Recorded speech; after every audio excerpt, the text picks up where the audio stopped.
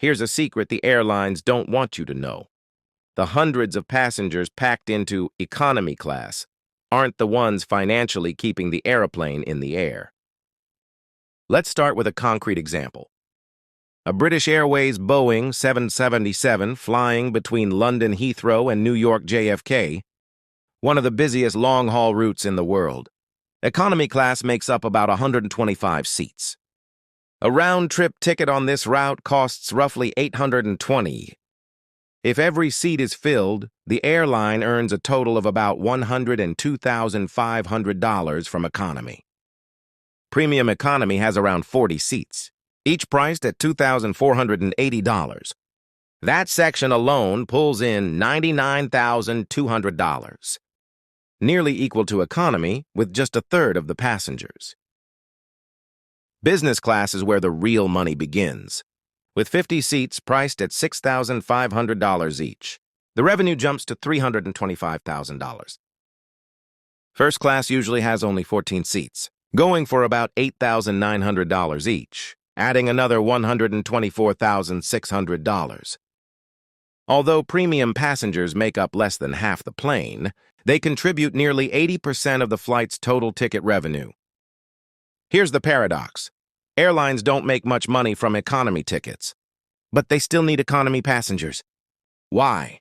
Because a full plane spreads the fixed costs, fuel, staff, airport fees across more people. Think of economy class as the ballast of the airline industry. It's not the profit engine, but without it, the whole business model would collapse. Premium cabins wouldn't be financially viable without economy filling the rest of the aircraft. It wasn't always like this in the 1930s and 40s. There weren't really classes. Flying itself was the luxury. A round trip between New York and London in 1950 cost about $700, equivalent to nearly $7,000 today, similar to first-class prices now. The idea of offering different fares came in the 1950s, when airlines realized not all passengers were the same. Business travelers needed flexibility and often booked last minute, while tourists planned months ahead and wanted cheaper prices. Airlines began selling tourist-class tickets, which were less flexible but much cheaper. That's how the seeds of modern economy class were planted. Three big things shaped the modern class system. One, the Boeing 747, gave airlines massive space to experiment with luxury cabins. 2. The Concorde promised a future of ultra-premium supersonic travel, pushing regular airlines to focus on business and economy. 3. Deregulation in the U.S. gave airlines freedom to set their own prices, leading to greater fare segmentation. This was when business class truly took shape, not as a luxury, but as a profitable middle ground.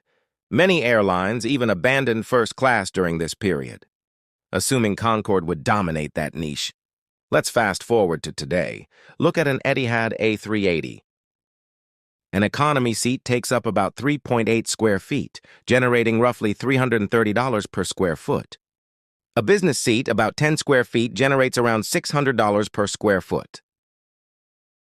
A first-class suite, taking up 35 square feet, earns only $400 per square foot.